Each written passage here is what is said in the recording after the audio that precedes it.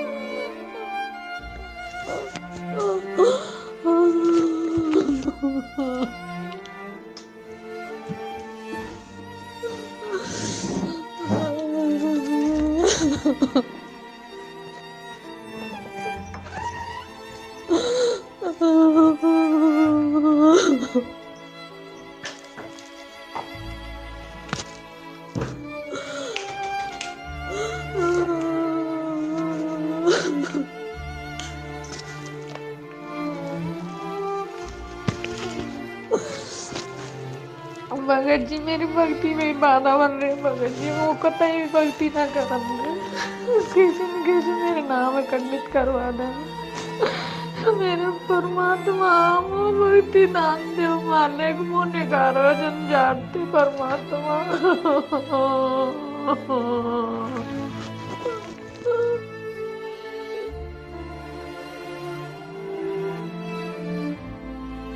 बंदी छोड़ सतगुरु रामपाल जी महाराज जी की जय हो।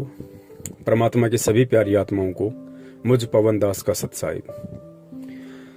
सतसाहिब गीता बहन, आप पलवल हरियाणा से हैं और आपने जो ऑडियो के माध्यम से अपना दुख, अपनी व्यथा इस दास को अपना भाई समझते हुए बताई है, उसके लिए दास आपका धन्यवाद करता है। देखिए बहन, आज चाहे आपको दुख हो, चाहे मुझ पवन दास को दुख हो, चाहे संगत में से हमारे अन्य किसी भगत भाई बहन को कोई परेशानी हो, कोई दुख हो, कोई आपत्ति हो, किसी को कोई शारीरिक परेशानी है, किसी को आर्थिक परेशानी है, किसी को पारिवारिक परेशानी है, तो किसी को सामाजिक परेशानी है। इस पृथ्वी पे गुरुदेव ने बताया कि सुखी कोई नहीं है। अगर कोई सुखी है हल्का फुल्का तो वही प्राणी है जो आज सतगुरु की शरण में है, अन्यथा यहाँ पे कोई भी व्यक्ति सुखी नहीं है। सुख केवल पैसे का नहीं होता है, सुख केवल बाल बच्चों का नहीं होता है, सुख केवल धन धान्य का नहीं होता है। सबसे बड़ा सुख गुरुदेव ने आत्मिक सुख बताया कि जब आपकी आत्मा इस बात से संतुष्ट हो जाए और एक जगह स्थिर हो जाए कि अब मेरा मोक्ष निश्चित है, मेरा उद्धार निश्चित है, वो सबसे बड़ा आत्मिक सुख है इंसान का। दुनिया का सबसे बड़ा सुख वही है, वरना चाहे कोई टाटा बन के बैठ जाए, अंबानी बन के बैठ जाए, उससे बड़ा दुखी इंसान पृथ्वी पे कोई नहीं है। और रही बात बहन आपकी समस्याओं की, तो बहन इन समस्याओं से निपटने का केवल एक ही माध्यम है और वो माध्यम है सतगुरु का ज्ञान। हमने हर स्थिति में, यदि हमने भक्ति मार्ग पे कदम रखा है तो हर स्थिति में हमने गुरुदेव के ज्ञान को आधार बनाकर चलना पड़ेगा। और जब हम गुरुदेव के ज्ञान को आधार बनाएंगे तो बहन हमें पता चलेगा कि आज हमारे इस जीवन रूपी सफर में जो भी विपत्तियां, परेशानियां, संकट, दुख, तकलीफ आ रही हैं, ये किसी और के कारण नहीं है, ये हमारे स्वयं के कारण है। हम स्वयं ही इसके लिए जिम्मेदार हैं। हो सकता है बहन आपने इस जन्म में किसी का बुरा नहीं किया हो, आपने किसी का बुरा नहीं चाहा हो, आपने मन कर्म वचन से किसी को कोई हानि या दुख नहीं पहुंचाया हो, लेकिन बहन आज वर्तमान में हमारे ऊपर जो दुख, आपत्ति और परेशानियां आ रही हैं, उनका मूल कारण केवल हमारे वर्तमान जीवन के कर्म कुकर्म ही नहीं है। बहन अनंत युगों से हम इस पृथ्वीलोक पे आए हुए हैं और अनंत युगों में हमने अनंत मानव जन्म प्राप्त भी किए हैं। और गुरुदेव ने बताया कि उन मानव जन्मों में तुमने ना जाने कितनों को बेवजह परेशान किया है, कितनों को तुमने बेवजह फांसियां तोड़ी है, राजा बन के, मंत्री, मुख्यमंत्री, प्रधानमंत्री बन के तुमने कितने कर्म कुकर्म किए हैं। तो आज बहन इस समय वो हमारे को भोगने पड़ रहे हैं। और दास ने पहले भी जिक्र किया था गुरुदेव के ज्ञान आधार से कि बहन जब कोई भी व्यक्ति पूर्ण परमेश्वर सतगुरु रामपाल जी महाराज जी की शरण ग्रहण करता है, उसके बाद बहन काल उस आत्मा के ऊपर विशेष तौर से हावी हो जाता है, क्योंकि काल को ये महसूस हो जाता है कि ये आत्मा अब मेरी हद से बाहर निकलने वाली है, बाहर निकलने की तैयारी कर रही है। तो काल विशेष रूप से उस आत्मा के ऊपर संचित कर्मों का दबाव बढ़ा देता है। संचित कर्म गुरुदेव ने बताया कि अनंत हमारे जो मानव जन्म रह चुके हैं, उन मानव जन्मों में हमने जितने भी कुकर्म किए हैं उसका कुछ थोड़ा सा प्रतिशत निकाल के काल हमें दोबारा से मानव जन्म देता है, पाप और पुण्य का प्रतिशत निकाल के। बाकी हमारे जो पाप कर्म बच जाते हैं वो काल अपने पास रख लेता है, उसको संचित कर्म कहते हैं। और उन पाप कर्मों का, उन हमारे संचित कर्मों का बहन गुरुदेव ने बताया कि बच्चों इतना ढेर लग रहा है जैसे सुमेरु पर्वत। सुमेरु देवताओं का पर्वत होता है, यहाँ के हिमालय पर्वत से अनंत गुना ज्यादा ऊंचा होता है, बड़ा होता है। तो इतना ढेर हमारे संचित कर्मों का काल के पास में सुरक्षित है। और काल उन संचित पाप कर्मों का दबाव प्राणी के ऊपर उस समय छोड़ता है जब ये प्राणी, जब ये आत्मा सतगुरु या किसी सच्चे संत की शरण ग्रहण कर लेती है, अपने आत्म कल्याण की ओर जब ये कदम बढ़ाने के लिए अग्रसर हो जाती है, तो काल भी विशेष तौर पर इस आत्मा के ऊपर उन सभी संचित कर्मों का दबाव बढ़ा देता है। तो इन सब बातों को बहन हमने ज्ञान आधार से समझना पड़ेगा, तभी हम ये भक्ति कर पाएंगे और तभी हम इस भक्ति सफर में हमारे ऊपर अपने ही कर्मों के जो कांटे हमें चुभते हैं हम उनसे निपट सकते हैं। अन्यथा हम भक्ति में या भगवान में दोष देख के या अपने आप को कोसते कोसते हम ऐसे ही मर जाएंगे, हम ऐसे ही भक्ति को छोड़ देंगे, इससे कोई फायदा नहीं होगा। और तीसरी बात बहन गुरुदेव ने बताई कि बच्चों यदि तुमने आम का बीज बोया है तो आम का फल भी तुम ही खाओगे, उसका आनंद भी तुम ही भोगोगे। लेकिन जब तक उस आम के बीज से पौधा बनेगा, पौधे से फिर पेड़ बनेगा, फिर उस पेड़ के आम लगेंगे, तब तक तुमने सावधानी भी उसकी पूरी रखनी पड़ेगी, मेहनत भी तुमने पूरी करनी पड़ेगी, आवारा पशुओं से उसकी सुरक्षा करनी पड़ेगी, उसको समय पे पानी देना पड़ेगा, समय पे उसको खाद देना पड़ेगा, तब जाके 5-6 वर्ष के बाद में वो पेड़ बनेगा और उसके आम लगेंगे और उन आम का जो आनंद है वो तुम ही भोगोगे। ठीक इसी प्रकार बहन ये जो पूर्ण परमेश्वर की भक्ति है ये एक आम रूपी बीज है। परमात्मा ने हमें अपनी शरण में लेके भक्ति रूपी बीज हमारे अंतःकरण में डाल दिया है। अब बहन जब तक ये बीज प्रफुल्लित नहीं होता है, जब तक ये पेड़ नहीं बनता है, तब तक जो भी संकट, जो भी परेशानियां, जो भी विपत्तियां आएंगी उनका बहन सामना भी हमने ही करना पड़ेगा, ज्ञान आधार से संघर्ष भी हमने ही करना पड़ेगा। क्योंकि आने वाले समय में आज परमात्मा ने जो आम रूपी भक्ति का पौधा हमारे अंतःकरण में बोया है बहन, उसका आनंद भी हम ही लेंगे। तो इन सब बातों को हमने गुरुदेव के ज्ञान आधार से समझना पड़ेगा। और बहन आज आपको चाहे आपका पति परेशान कर रहा है, देवर परेशान कर रहा है या जेठ परेशान कर रहा है, बहन इस परेशानी का मुख्य कारण हमारे आपसी ऋण संबंध हैं। देवर आपको बेवजह परेशान नहीं कर रहा, अन्य कोई व्यक्ति आपको बेवजह दुखी नहीं कर रहा है। जरूर किसी न किसी युग में, किसी न किसी जन्म में इसी तरह से हमने भी उनको परेशान किया है। रीजन कुछ भी हो सकता है। तो परमेश्वर ने बताया कि वही एक लेवा एक देवा दूतम, कोई किसी का पिता नहीं पूतम, ऋण संबंध जुड़ा एक नाता, अंत समय सब बारा बाटा। तो ये हमारे आपसी ऋण संबंध है बहन। और ये ऋण संबंध आप ये समझ लीजिए कि परमात्मा बहुत हल्के से काट रहा है, बहुत हल्के में करके परमात्मा इन दुखों का निवारण कर रहा है। और हल्के में भी यदि हमें परेशानी आ रही है, हल्के में भी यदि हम ये सोच रहे हैं कि बहुत दुख है, तो बहन कहीं न कहीं हमारे अंदर ही कमी है कि हम परमात्मा के ज्ञान को अभी अच्छे से समझ नहीं पाए हैं। वरना गुरुदेव ने तो स्पष्ट खोल के बोल दिया कि बच्चों नाम सहित बेवतन भला जो दर दर मांग भीखा, और क्या हुआ छत्र की छाया चाले यो राजपाट धेली का।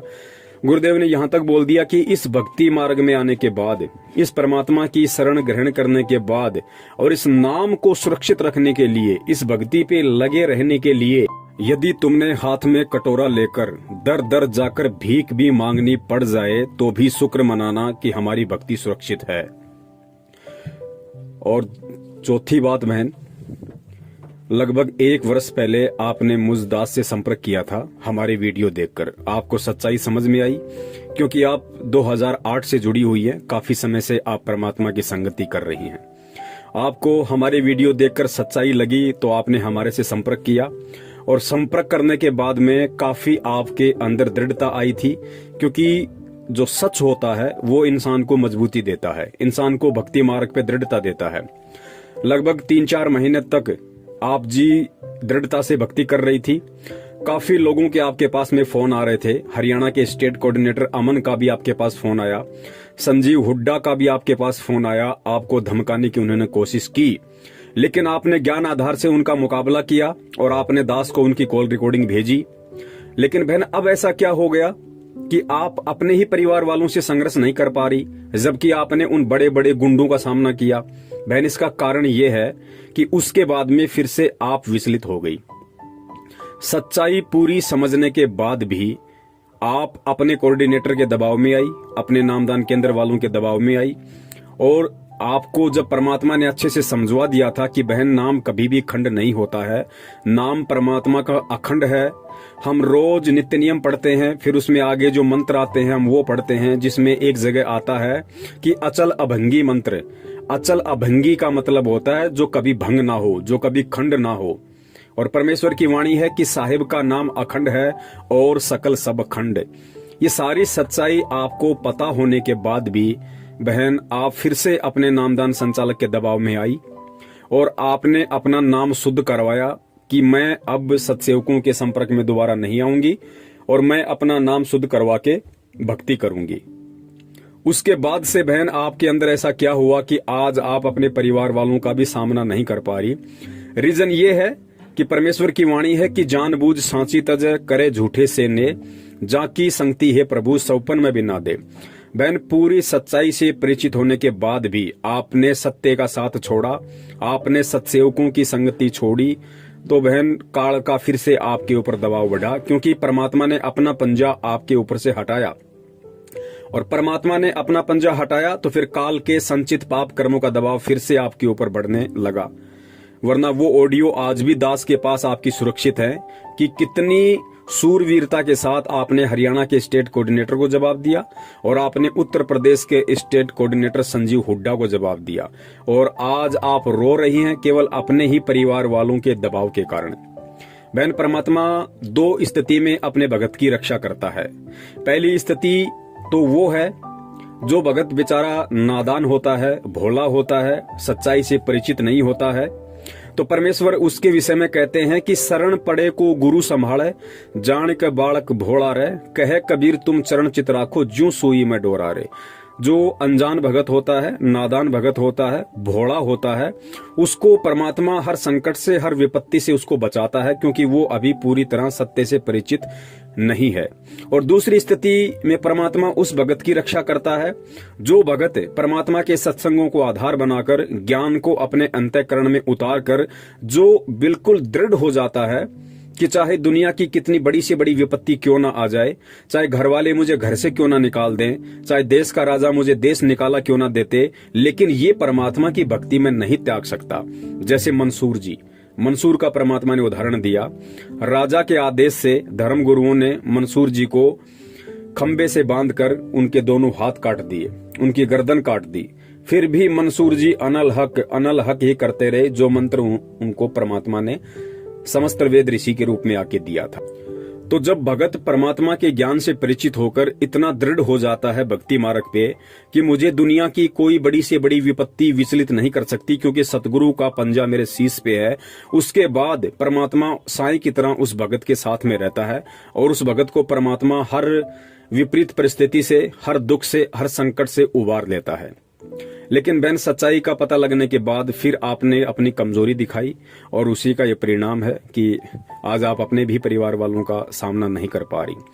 कोई बात नहीं बहन, आप सच्चाई का साथ दें या ना दें इससे कोई फर्क नहीं पड़ता है हमारे ऊपर। सच तो सच रहेगा। परमात्मा के बच्चे लगे हुए हैं। दास कल तक अकेला था, आज परमात्मा के हजारों की संख्या में सत्सेवक और सत्सेविका हो चुकी हैं।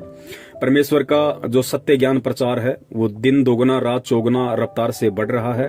मीरा का उदाहरण दिया बहन गुरुदेव ने। मीरा जी का उदाहरण केवल इसीलिए दिया था क्योंकि जो माता बहनें छोटी छोटी बातों को लेके, छोटी छोटी परेशानियों को लेके सतलोक आश्रम बरवाला में, करोथा में परमात्मा को दर्शनों के समय अरदास लगाया करती थी, उनके आगे रो दिया करती थी कि परमात्मा बेटा भक्ति नहीं करने दे रहा, परमात्मा पति भक्ति नहीं करने दे रहा है, सारे परिवार वाले मेरे विरोध में आ गए, जबरदस्ती मेरे से देवी देवता पुजवाते हैं। तो परमात्मा ने मीराबाई की कथा हमें इसीलिए सुनाई थी कि उन पुण्यात्माओं को दृढ़ता मिले। और गुरुदेव ने कहा कि जब आज से 600 साल पहले मीराबाई एक लड़की होकर, जिस समय ठाकुर लोग अपनी बहन बेटियों को घर से बाहर तक नहीं निकलने दिया करते थे, उस समय मीराबाई रातों को सत्संग सुनने जाया करती थी। वो भी तो एक औरत थी, वो भी तो एक लड़की थी। जब उस समय की मीराबाई संघर्ष कर सकती है तो आज 21वीं सदी की माता बहनें परमात्मा की शरण में आके संघर्ष क्यों नहीं कर सकती? क्या मीराबाई के कोई 4 हाथ पैर थे? तो बहन इन सब उदाहरणों को हमने अपने अंतःकरण में उतारना पड़ेगा। गीता बहन, ये जीवन बहुत ही थोड़ा है, समय का कोई भरोसा नहीं है कब हमारी सांसें पूरी हो जाएं। बहन ये दृढ़ निश्चय कर लो कि हमें परमात्मा मिल चुका है, हमें भगवान मिल गया है, और वो भगवान मिल गया है जो हमारी आत्मा का उद्धार करवा सकता है। तो बहन ये जीवन हर स्थिति में परमात्मा के चरण कमलों में समर्पित कर दो। दुख परेशानियां किस पे नहीं आती। खुद गुरुदेव ने दुख सहन करके, दुख उठा के इस भक्ति मार्ग को उठाया है। और आज खुद परमात्मा के अपने, जिस प्रकार आपके देवर जेठ आपको परेशान कर रहे हैं, आपके ऊपर दबाव डालते हैं, ठीक उसी प्रकार खुद उस बंदी छोड़ के जो सांसारिक इस काल लोक में जो बच्चे हैं, बच्चियां हैं, उनके रिश्तेदार हैं, उनके भाई बंधु हैं, उन्होंने बहन कितनी घाल घाल रखी उनके साथ में। कितने दुखी थे परमात्मा सतलोक आश्रम बरवाला में कि इन नादानों को इतना ज्ञान देने के बाद भी ये मुझे समझ नहीं रहे, ये मुझे पहचान नहीं पा रहे और इस भक्ति को मजाक में ले रहे हैं। मेरी शरण में आके ज्ञान को अच्छे से ग्रहण ना करके और केवल दान के ऊपर अपनी मौज मस्तियां कर रहे हैं। मुझे केवल एक एटीएम मशीन समझ रखा है, मुझे केवल एक चलता फिरता बैंक समझ रखा है कि जब तक हमारे पिताजी जिंदा हैं या जब तक हमारे ताऊजी जिंदा हैं, या महेंद्र जी ने सोचा कि जब तक मेरा भाई जिंदा है, सत्संग कर रहा है, संगत जुड़ रही है, तब तक पैसा आ रहा है, और पैसा आ रहा है तो हमारी मौज मस्तियां हो रही हैं, हम लोगों ने अच्छी खासी प्रॉपर्टियां बना ली हैं। तो बहन इस तरीके से देखो किस कदर उन लोगों ने भी तो परमात्मा को दुखी किया। परमात्मा को उन्होंने वैसे कोई शारीरिक कोई प्रताड़ना नहीं दी, लेकिन परमात्मा को उन्होंने शाब्दिक दुख दिए। परमात्मा को उन्होंने इस प्रकार के दुख दिए कि इतना ज्ञान देने के बाद भी जब कोई परमात्मा के ज्ञान को अच्छे से स्वीकार नहीं करता है और दृढ़ होकर उस ज्ञान पे नहीं चलता है तो परमात्मा दुखी होता है कि देखो इन नादानों को मैंने इतना ज्ञान दिया, उसके बाद भी ये मेरे ज्ञान को आधार नहीं बना पा रहे। जिस प्रकार एक बाप अपने बच्चे को 18-20 साल तक उसको पढ़ाता है, उसकी परवरिश करता है, उसकी हर इच्छाओं की पूर्ति करता है, उसके बाद भी वो बच्चा अपने गलत दोस्तों की संगति में पड़ के शराब पीने लग जाता है या अन्य कोई कुकर्म करने लग जाता है, माता बहनों पे गलत कुदृष्टि डालने लग जाता है, और जब पिता के सामने वो बातें आती हैं तो वो पिता कितना दुखी होता है। ठीक यही स्थिति भक्ति मार्ग में सतगुरु रामपाल जी महाराज जी की थी कि इतना ज्ञान देने के बाद में, आत्म कल्याण का मार्ग अपनाने के बाद भी इन जीवात्माओं को अभी तक इतना भी समझ में नहीं आया कि मैं यहाँ पे क्यों आया हूँ और मैं कौन हूँ। तो परमात्मा दुखी होता है बहन, और आज 90% संगत उस परमात्मा को दुखी कर रही है, उस परमात्मा को परेशान कर रही है। सतलोक आश्रम मैनेजमेंट हरियाणा के पीछे अंधी होकर लगकर, उनके मनवश आदेशों की पालना करके, घटिया राजनीति करके, आरक्षणबाजियां करके। तो बहन हमने हर स्थिति में परमात्मा के ज्ञान को आधार बनाना पड़ेगा। और परमात्मा ने जो कथाएं हमारे को मंसूर जी, मीराबाई की सुनाई है बहन, वो मनोरंजन के लिए नहीं सुनाई थी।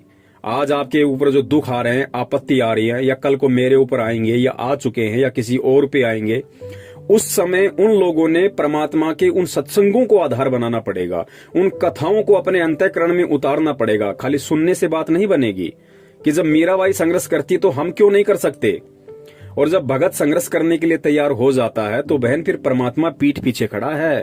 परमात्मा दूर नहीं है, खुद मालिक की वाणी है, जय तू चाले एक कदम मैं चालू कदम 60, कि हे पुण्यात्मा तू इस भक्ति मार्ग पे दृढ़ता के साथ संघर्ष करते हुए तू एक कदम रख के तो देख, मैं तेरे से 60 कदम आगे चलूंगा तेरे संकटों का निवारण करने के लिए। जय तू चाले एक कदम मैं चालू कदम 60, और जय तू हो जा काठ का मैं हो जाऊं लोहे की लाठ। काठ होती है लकड़ी और लोहे की लाठ होती है लोहा। परमात्मा कहते हैं यदि तू लकड़ी के जितना भी मजबूत हो जाएगा तो मैं लोहे की तरह मजबूत होकर तेरे पीछे खड़ा रहूंगा। तो बहन संघर्ष आपने स्वयं करना पड़ेगा और परमात्मा के ज्ञान को आधार बना के करना पड़ेगा। और इसके अलावा बहन जरूरी नहीं कि आप अपने घर पे मोबाइल में जोर जोर से चला के आरती करो या आप लोग बोल बोल के मंत्र करो जिससे आपके परिवार वालों को दिक्कत हो, परेशानी हो। जरूरी नहीं कि आप अपने घर में दीपक जलाओ, ज्योति जलाओ, यदि आपके परिवार वालों को उससे परेशानी है तो। बहन ये परमात्मा की जो भक्ति है ये बहुत ही सहज है और इस भक्ति मार्ग में परमात्मा सबसे पहले भाव देखता है, भाव के बाद में परमात्मा बाहर की क्रिया देखता है। यदि आपके ऊपर ऐसी कोई विशेष विपत्तियां हैं, ऐसी विशेष परिस्थितियां यदि आपके साथ में है कि जब आप आरती करती हो, मंत्र करती हो, सत्संग सुनती हो घर में, तो आपके परिवार वालों को आपत्ति है, ऑब्जेक्शन है, तो बहन परमात्मा ने बताया कि आप ऊंची आवाज में सत्संग मत सुनिए, आप ऊंची आवाज में मंत्र मत कीजिए, आप ऊंची आवाज में सत्संग मत सुनिए। आपको सत्संग सुनने हैं, आप रात को सोती हो, रात को तो परिवार वाले परेशान नहीं करेंगे, आप अपने कान में मोबाइल के माध्यम से लीड लगाकर आधी घंटा परमात्मा का सत्संग सुन लो, 1 घंटा परमात्मा का सत्संग सुन लो। परिवार का कोई सदस्य नहीं है उस समय आप अपने मोबाइल में सत्संग सुन सकती हैं। मंत्र जाप कोई जरूरी नहीं कि हम इसको बैठ के करें या लोगों को सुना के करें। मंत्र जाप हम मन ही मन में कर सकते हैं, किसी को मालूम भी नहीं पड़ेगा कि ये मंत्र कर रही है या किसी और का चिंतन कर रही है। तो बहन ये बहुत सारी विधियां हैं। रही बात आरती की, तो बहन जी आरती भी हम किसी भी प्रकार से हम कर सकते हैं। हम उठते बैठते खाते पीते कैसे भी रात को सोते हुए यदि ऐसी समस्या है तो हम कैसे भी परमात्मा की आरती कर सकते हैं। इसमें कोई एक जगह कोई पद्मासन लगा के बैठने की आवश्यकता नहीं है। यदि आपके घर वालों को आपके दीपक लगाने से, परमात्मा की ज्योत बत्ती लगाने से आपत्ति है तो बहन जी मत लगाइए। आप अपने अंतःकरण में परमात्मा का दीपक जलाइए, परमात्मा की ज्योति जलाइए। और अंतःकरण में परमात्मा का दीपक और ज्योति जलाने का मतलब है कि हम परमात्मा की शरण में बने रहें, हम परमात्मा को अपना परमेश्वर मानते रहें, हम उनको अपना पति परमेश्वर के रूप में स्वीकार किए रहें। यही सबसे बड़ी ज्योति अपने हृदय में उस परमात्मा के प्रति है। तो ये बहुत सहज भक्ति मार्ग है, किसी को मालूम ही नहीं पड़ेगा कि आप भक्ति कर रही हो या नहीं कर रही हो। इसके अलावा यदि आपको देवी देवताओं की पूजा पाठ के लिए या अन्य किसी धार्मिक अनुष्ठान वगैरह में शामिल होने के लिए दबाव डालते हैं तो बहन फिर ये आपके अपने व्यक्तिगत विचार होंगे, ये आपके अपने ज्ञान आधार को समझ के आप कितना संघर्ष कर पाओगी, कितना नहीं कर पाओगी, ये उसके ऊपर डिपेंड करता है, निर्भर करता है। मजबूरी में चाहे आपको कोई जहर पिला दे बहन, उसका दोष आपके ऊपर नहीं है।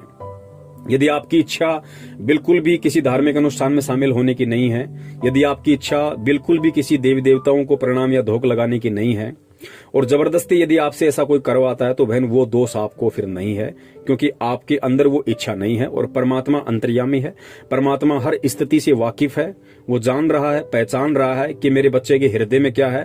और बाहर लोक दिखावे के लिए या ज्ञान को आधार ना बना पाने के कारण, लोगों का दबाव ना सहन करने के चलते ये जो इन क्रियाओं को कर रही है तो ये बाहरी मन से कर रही है या फिर इसके अंदर इन क्रियाओं को करने की कोई जिज्ञासा है, ये सारी बातें परमात्मा जानता है। तो ऐसी स्थिति में बहन दोष हमें नहीं लगता, दोष फिर उन व्यक्तियों को लगता है जो व्यक्ति उन क्रियाओं को करवाने के लिए हमारे ऊपर दबाव डाल रहे हैं। तो बहन आराम से भक्ति आप कर सकती हो, ऐसी कोई बात नहीं है। चाहे आपका जेठ आपको परेशान करे, आपका देवर परेशान करे, आपका पति परेशान करे, आप हर स्थिति में परमात्मा की भक्ति को कर सकती हैं। जरूरी नहीं है कि हम उनके सामने भक्ति करें, हम भक्ति का दिखावा करें, हम अपने मनी मन में भक्ति कर सकते हैं। हम बहुत ही आसानी से इस भक्ति को कर सकते हैं जो विधियां परमात्मा ने हमें बताई है। और बहन संघर्ष तो हमें करना पड़ेगा।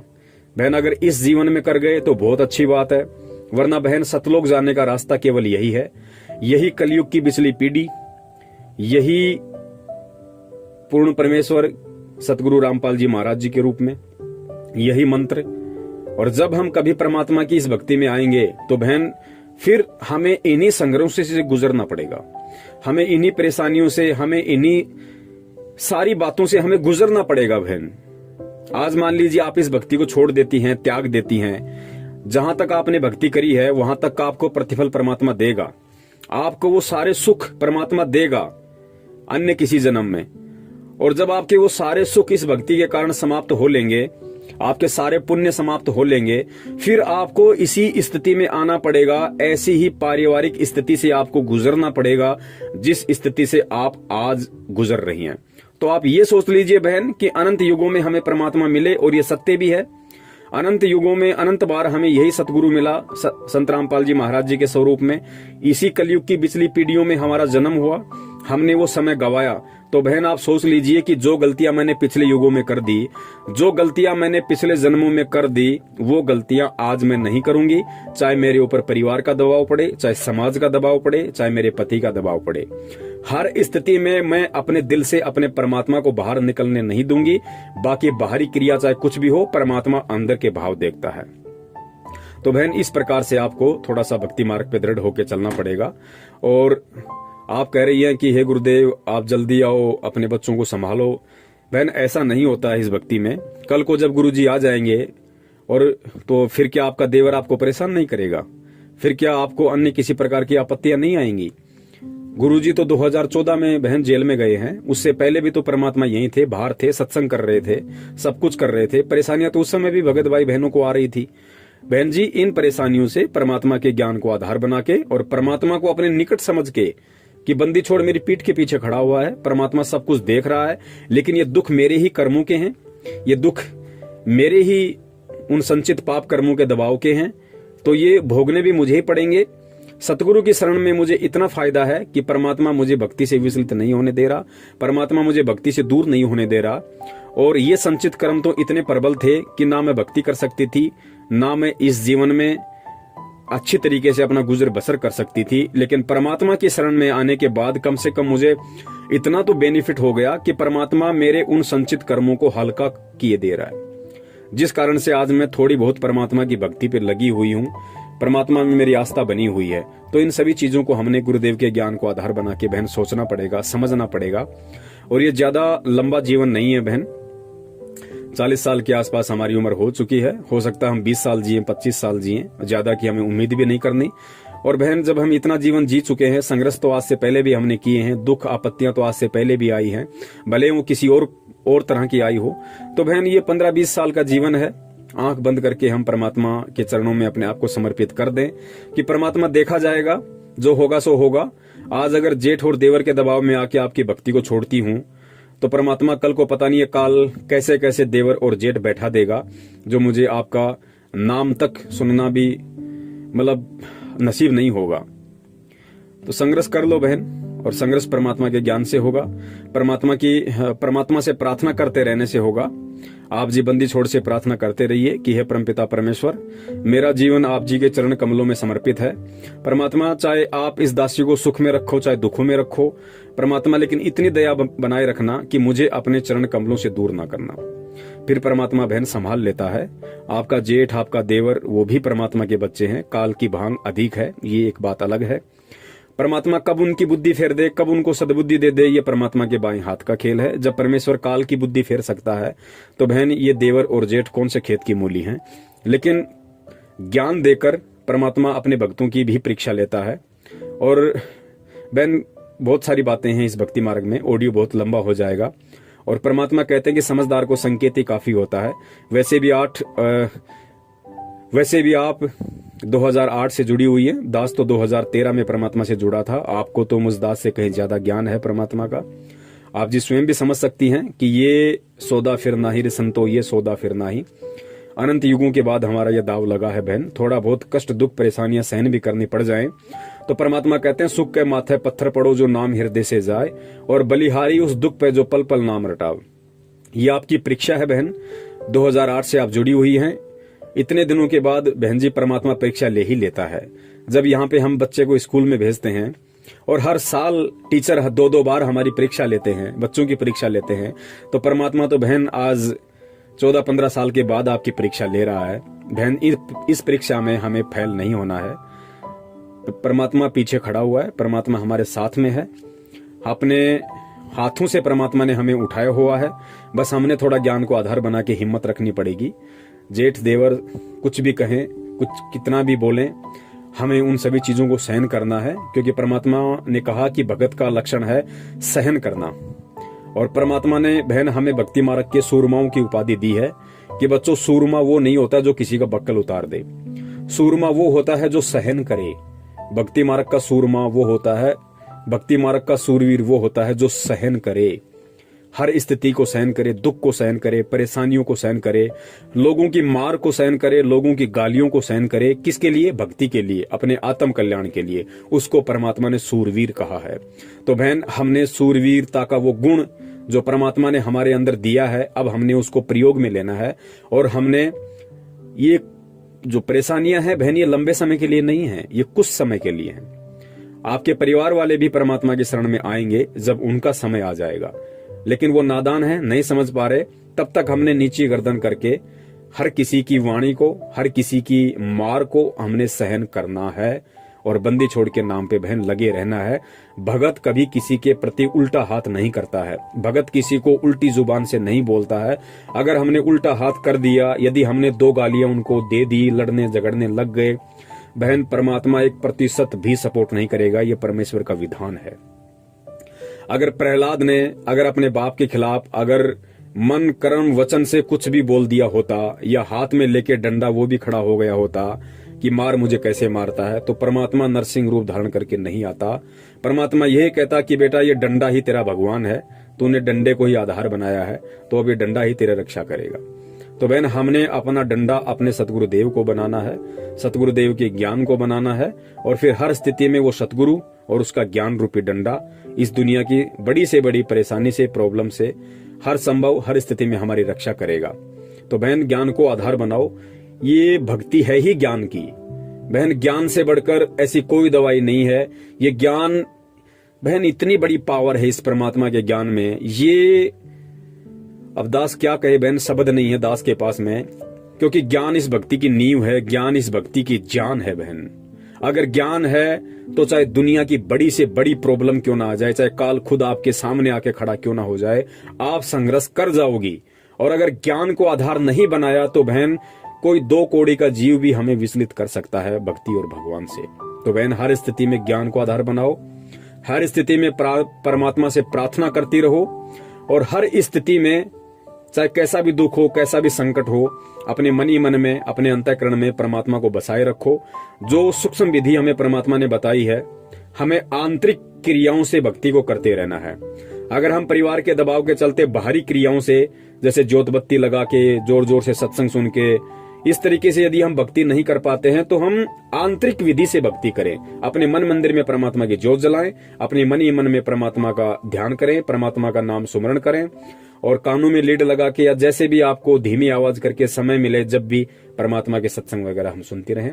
बहन, निश्चित तौर से आप मान लेना, परमात्मा हमारे साथ में है, परमात्मा हमारे से दूर नहीं है। ये परीक्षा का समय है, और परीक्षा के समय जब बच्चा परीक्षा दे रहा होता है तो बहन, टीचर पास में ही खड़ा होता है। बच्चे को भी पता है कि टीचर मेरे पास में खड़ा है, घूम रहा है, सभी को देख रहा है, लेकिन टीचर बताता किसी को नहीं। टीचर मदद किसी की नहीं करता, क्योंकि वास्तव में वो परीक्षा है। और परीक्षा के समय टीचर केवल ये देखता है कि 1 साल से मैंने इसको जो बार बार पढ़ाया है, ये उसको कितना अपने दिलो दिमाग में उतार पाया। उसी आधार से आज इस बच्चे को लिखना है एग्जाम में, इस आंसर शीट में इसको लिखना है। तो बहन, सेम यही स्थिति भक्ति मार्ग की है। इतने दिनों से परमात्मा ने हमारे ऊपर जो अनमोल तत्व ज्ञान की बरसात की है, आज उसकी परीक्षा है। परमात्मा जरूर हमारे इर्द गिर्द है, हमारे आस पास में है, शब्द रूप में है, सब कुछ देख रहा है, टूटने नहीं देगा, बिखरने नहीं देगा, लेकिन हिम्मत हमने ज्ञान को आधार बना के रखनी पड़ेगी। सत साहिब, बंदी छोड़ सतगुरु रामपाल जी महाराज की जय हो।